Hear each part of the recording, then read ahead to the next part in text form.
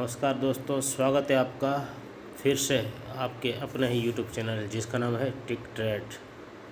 आप हमारे वीडियो देखते हैं, कुछ जानकारी अच्छी लगती है तो वीडियो को लाइक करें, दोस्तों में शेयर करें और इस चैनल को सब्सक्राइब करें। अभी आपके सामने स्क्रीन पे जो दिख रहा है, मैं मोबाइल वीडियो ही बनाने का प्रयास करता हूँ क्योंकि मेरे पास लैपटॉप नाम की कोई चीज़ है ही नहीं। खैर, आगे बढ़ते हैं। मोबाइल के जो स्क्रीन में आपको 5 चार्ट दिख रहे हैं, मेरे नए व्यूअर्स के लिए बताता हूँ कि ये चार्ट कौन से हैं। सबसे ऊपर है निफ्टी बैंक, उसके नीचे है ICICI बैंक, फिर SBI, HDFC bank, axis bank. सबसे नीचे लिखा है बैंक निफ्टी, उसके बाद है 1W यानी कि एक वीक। यानी कि यहाँ पे जो भी आपको कैंडल दिख रही है, ये जो कैंडल दिख रही है लाल हरी, ये सब जो कैंडल दिख रही हैं वो है वीकली टाइम फ्रेम वाली, क्योंकि यहाँ पर W है, यानी कि एक कैंडल का जो इंटरवल है वीकली टाइम फ्रेम वाला है।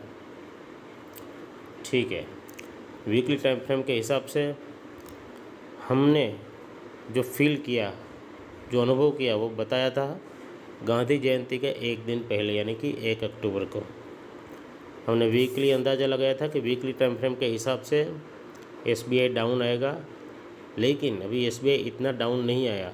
SBI में हमने समथिंग 781.70 के लेवल पर क्लोज़ होने पर हमने 760 के आसपास के टारगेट दिए हैं, जो भी बरकरार हैं, आ सकते हैं। वैसे स्टॉक मार्केट है, स्टॉक मार्केट का नाम का जो ऊँट है वो किस करोड़ बैठेगा कह नहीं सकते, लेकिन संभावनाएं दोनों साइड की रहती हैं, ऊपर भी जा सकते हैं नीचे भी। लेकिन यहाँ पे दूसरा टारगेट हमने वीकली वाला दिया था कि ये जो बैंड है HDFC बैंक का, उसके बीच में यानी कि 1700 के लेवल को छू लेगा। तो 1700 का लेवल तो छू लिया, उसके नीचे भी चला गया 1682। आज 1682 पे क्लोज़ हुआ है।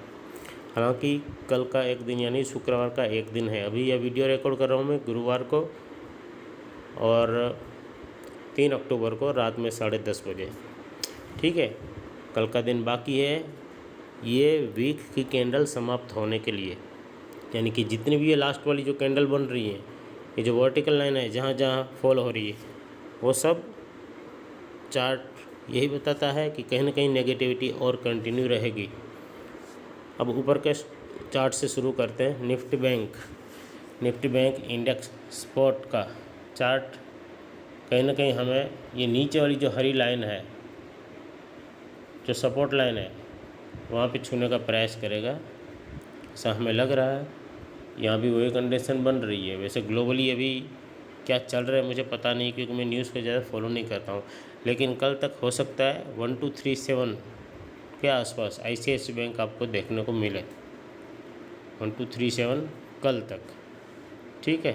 क्योंकि नॉर्मली जब ऐसी कैंडल बनती है वीकली, तो क्या करती है कि वो प्रीवियस कैंडल की जो बड़ी वाली कैंडल होती है ना, यानी कि ये देखिए ये वाली कैंडल, मैं थोड़ा बड़ा कर देता हूँ स्क्रीन को ताकि आपको समझ में आ जाएगा। ऊपर से दूसरे चार्ट में आ जाइए ICICI बैंक में। ये है करंट वीक का, ठीक है। ये एक पहले यानी कि 23 सितंबर को जो वीक ख़त्म हुआ वो, ठीक है, 30 सितंबर, और ये 16 सितंबर वाला। तो यहाँ पे ये जो कैंडल दिख रही है ICICI बैंक की, तो उसका जो लो है वहाँ छूने आएगा कैंडल, हो सकता है आज छू लिया हो, ठीक है। लेकिन कहीं ना कहीं मुझे और थोड़ा डाउन वाला लग रहा है इसमें। अब हमें इंतज़ार करना है ये जो बड़ी वाली कैंडल है ICICI बैंक की, उसके लो के नीचे बंद होने का, वो भी वीकली टाइम फ्रेम में। यदि ये वाली जो कैंडल जहाँ क्रॉस हेयर है वर्टिकल और जो टेढ़ी वाली तिरछी वाली लाइन दोनों जगह पे मैच हो रही है, उसके नीचे जब भी बंद होता है वीकली टाइम फ्रेम में, तो ICICI बैंक में और गिरावट देखने को मिलेगी, ठीक है। ये लेवल भी देख लेते हैं कि क्या है वो लेवल। चलो और इसको जूम करते हैं, थोड़ा वाइडन करते हैं। वो लेवल वीकली हमें लग रहा है कि कहीं ना कहीं इसके नीचे बंद होना ज़रूरी है। वीकली बंद होना 1250 के आसपास। ICICI बैंक वीकली 1250 के नीचे बंद होना चाहिए, तभी हमें 1240 है उसके नीचे के लेवल, और ये जो ट्रेंड लाइन यहाँ पे, यहाँ भी जाने की संभावना है 1220 तक। लेकिन 1220 जाने के लिए हो सकता है 2 वीक और हमें ठहरना पड़े, लेकिन नेगेटिविटी है यहाँ पर। पिछले वीडियो में भी हमने नेगेटिविटी का जिक्र किया था, लेकिन वो क्या था एसबीआई के संदर्भ में। एसबीआई के संदर्भ में भी यहाँ पर हम उसी स्टेटमेंट पर स्टैंड किए हुए हैं कि 781.70 के नीचे वीकली जिस दिन भी बंद होना है एसबीआई, उसके बाद 760 जाना ही जाना है। और यहाँ पर भी हमें वो जो लाल वाली लाइन आ रही है ये वाली लाइन जो आ रही है, वहाँ पे कहीं ना कहीं एसबीआई देखने को मिलेगा। ये सारे चार्ट्स वीकली हैं। एचडीएफसी बैंक में हमने ऑलरेडी बता दिया कि 1700 पे आएगा, आ चुका है। ठीक है, एचडीएफसी बैंक में अब हो सकता है इसका जो बैंड का लोअर है यहाँ पे कहीं 1670 के आसपास सपोर्ट ले सकता है। कल हो सकता है 12 रुपये डाउन खुले, यानी कि करीब 1% या 0.25% एचडीएफसी बैंक डाउन खुले, ऐसा हो सकता है। ठीक है, क्योंकि वीकली कैंडल है। वीकली कैंडल यहाँ भी वही जैसे आईसीआईसी बैंक में हुआ था, ये आईसीआईसी बैंक है, देखिए ये वाला, ये बड़ी वाली कैंडल के लो तक जाने की चेष्टा करेगा चार्ट। यहाँ पर भी वही चीज़ बनेगी। ये जो बड़ी वाली कैंडल का लो है वो करीब यही है, देखिए, यानी कि ये वाला, ये जो रेड वाला बैंड है उसका लो है। तो यहाँ जाने की चेष्टा करेगा जो है 1665 1664 के आसपास। ठीक है, और यहाँ पर तो एक्सिस बैंक में तो काफ़ी नेगेटिविटी है ही। एक्सिस बैंक ज़्यादा नीचे ना जाए कल। ठीक है, हो सकता है यहाँ पे कहीं सपोर्ट ले ले इस ट्रेंड लाइन के आसपास। ठीक है, 1160 के आसपास सपोर्ट ले ले एक्सिस बैंक, ऐसा हो सकता है। देखिए ये वीकली वाली टाइम फ्रेम है, इसको हम डेली में कन्वर्ट करते हैं, यानी कि सारे चार्ट्स डेली वाले में। तो डेली वाले में भी आपको शायद चार्ट्स क्लियर दिख रहे होंगे, एक बार एडजस्टमेंट कर लेता हूँ।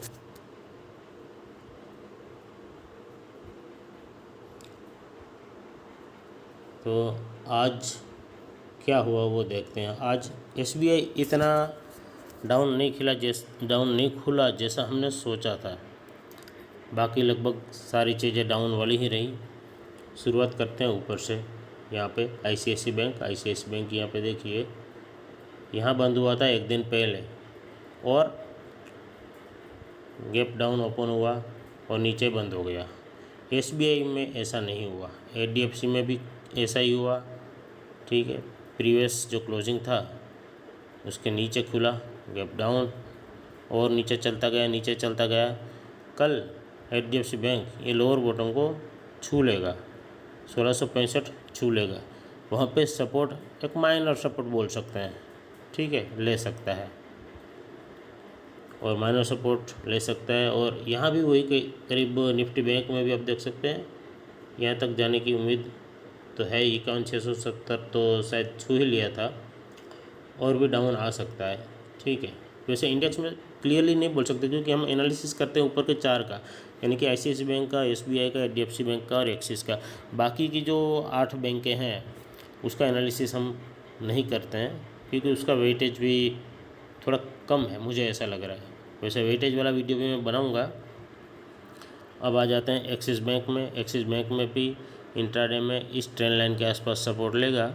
देखिए ये ट्रेंड लाइन मैंने ऐसे नहीं बनाई है, ये बहुत पहले से चलती आ रही है, और चार्ट्स भी उसको फॉलो कर रहे हैं। तो कहीं ना कहीं एक्सिस बैंक में यहाँ पे सपोर्ट मिलता हुआ नज़र आएगा आपको। ठीक है, इस लाइन के आसपास जो हरी वाली लाइन है वहाँ पर। यहाँ पर भी आपको देखिए जो बैंड बन रहा था, रेड वाला बैंड है। ठीक है, जो रेजिस्टेंस का काम किया था, कभी सपोर्ट का काम भी किया होगा भूतकाल में।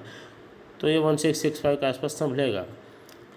एसबीआई कमज़ोर लग रहा था, अभी भी कमज़ोर ही लग रहा है क्योंकि देखिए एसबीआई वाला जो आज का कैंडल है डेली वाला, उसमें जो अपर वीक है, इस कैंडल की अपर वीक यानी कि इस कैंडल की ऊपर की परछाई जिसको बोल सकते हैं, वो थोड़ी लंबी है। लोअर वीक इतनी लंबी नहीं है और एक्चुअल बॉडी जो फॉर्म हो रहा है प्रीवियस ग्रीन कैंडल यानी कि इस कैंडल के बीच में कहीं फॉर्म हो रहा है। तो देखिए एक बार और थोड़ा बताते हैं।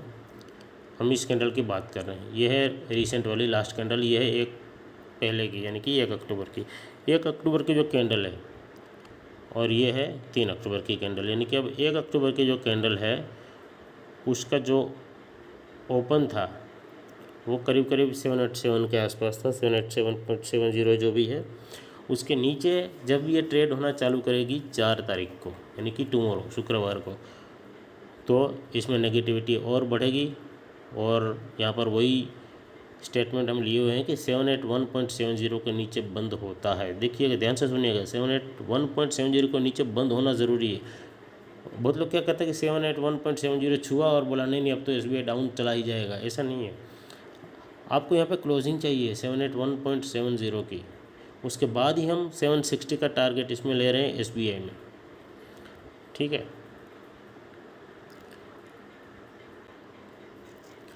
यहाँ पर एक और कंपैरिजन हमने खोली है। ये सारे के सारे चार्ट्स जो स्क्रीन पर दिख रहे हैं सारे के सारे SBI के हैं।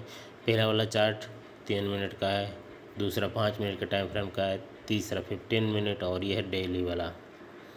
ठीक है, यहाँ पर भी हमें लग रहा है कि जब तक इस ब्लू वाली लाइन के नीचे, सबसे नीचे के चार्ट पे आ जाइएगा आप, इसको मैं जूम कर रहा हूँ।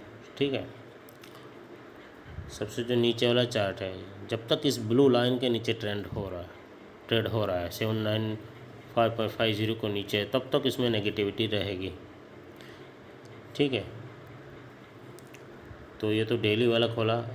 इसी प्रकार हम वीकली भी खोल सकते हैं इसको, जैसा हम इसको वीक में कन्वर्ट करेंगे, लेकिन वीक में अभी कन्वर्ट करने का कोई फ़ायदा नहीं है क्योंकि हमें लग रहा है कि एक नेगेटिविटी है।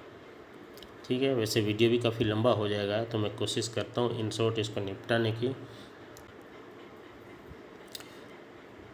अब यहाँ पे देखिए निफ्टी 50 का चार्ट हम खोलते हैं, पिछले 1 महीने का उसका स्टेटस क्या रहा है। देखिए, ये जो आपको स्क्रीन पे ऊपर में जो दिख रहा है वो एक एक कैंडल एक दिन को रिप्रेजेंट कर रही है। ठीक है, यहाँ पर मैं पिछले 1 महीने का स्टेटस जानना चाहता हूँ। 0.57%, ये देखिए 0.57% अप है, यानी कि करीब फ्लैट हो चुका है। अब देखिए, यहाँ से जब चलना चालू किया था निफ्टी ने तो करीब करीब यहाँ आ चुका है। अब यहाँ पे देखिए बड़ी वाली कैंडल है ना, उसके क्लोज तक आ चुका है। ठीक है, क्लोज से भी नीचे है, तो थोड़ा और रुक सकते हैं, कल का दिन और इंतज़ार कर लेते हैं। थोड़ी सी नेगेटिविटी अभी भी मार्केट में है, हो सकता है कल का दिन के बाद मार्केट थोड़ा सा बाउंस बैक मार के ऊपर उछले। निफ्टी 50 में ये कहानी है, बैंक निफ्टी में भी करीब वही है। बैंक निफ्टी का 1 महीने का रिटर्न्स देखेंगे आप तो 1% अप है, बस दैट्स इट। हो सकता है कल वो जो बढ़त है वो भी गंवा दे और फ्लैट आ जाए, यानी कि 1% कल बैंक निफ्टी और डाउन जा सकता है करीब करीब। ठीक है, यहाँ पर नेगेटिविटी बनी तो हुई है, लेकिन एशियन मार्केट्स जो हैं सरप्राइजिंगली अप हुए हैं पिछले 1 महीने में। हम बात करते हैं चाइना F50 के। ठीक है, शंघाई देखिए पिछले 1 महीने का रिटर्न्स, आंखें खुली की खुली रह जाएंगी। 19% 1 महीने में कोई इंडेक्स, कोई मार्केट्स 19% भाग गया ऊपर। ठीक है, हांगकांग देखते हैं। ठीक है, हैंगसेंग में, हैंगसेंग की हालत देखिए 27% करीब ऊपर भाग गया। तो इसका मतलब ये है कि एशियन मार्केट्स में जापान का भी देख लेते हैं। जापान का आज 2% अप रहा मार्केट। जापान का मार्केट पिछले 1 महीने में करीब 3% अप है, तो यहाँ ठीक ठाक है। लेकिन ये जो चाइना और हैंगसेंग जो बढ़ रहे हैं, और साउथ कोरिया देख लेते, कोस्पी की कहानी क्या है। कोस्पी करीब 5% डाउन है, और कोस्पी में देखिए ये जो कैंडल बन रही है लास्ट और सेकंड लास्ट, ये वाली, ये पहली वाली को पूरा कवर कर लिया, यानी कि सेकंड लास्ट जो कैंडल है, हाँ ये वाली कैंडल को पूरा एनगल्फ करके रेड कैंडल बनी है।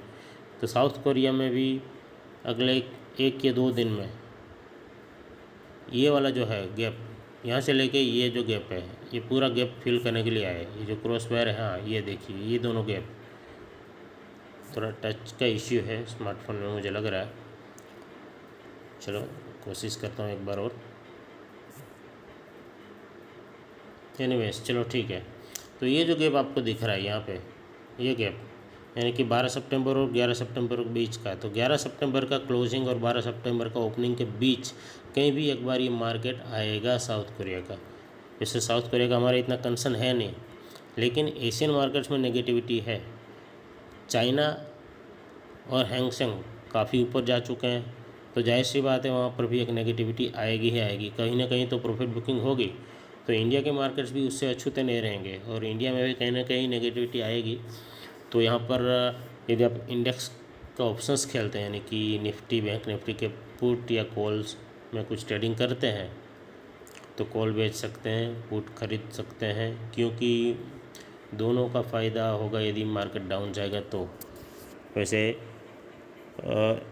इंस्टेबिलिटी तो हर जगह होती है, हर फाइनेंशियल मार्केट में होती है, लेकिन अधिकतर जो गुंजाइश बन रही है वो नेगेटिविटी वाली ही है। मार्केट्स यहाँ से डाउन ही जाएंगे। वीडियो देखें, लाइक करें, सब्सक्राइब करें। धन्यवाद।